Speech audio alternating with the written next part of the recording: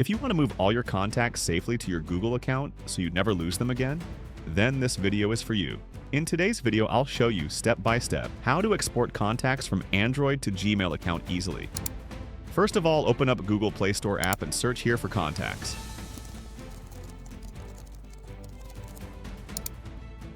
You will find this application with over 5 billion plus downloads.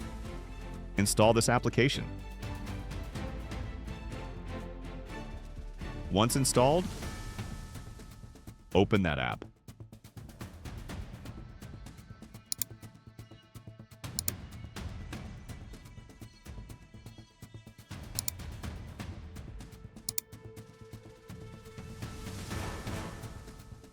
As you can see, there are 3 contacts saved in my mobile, and now we will transfer these into our Gmail account.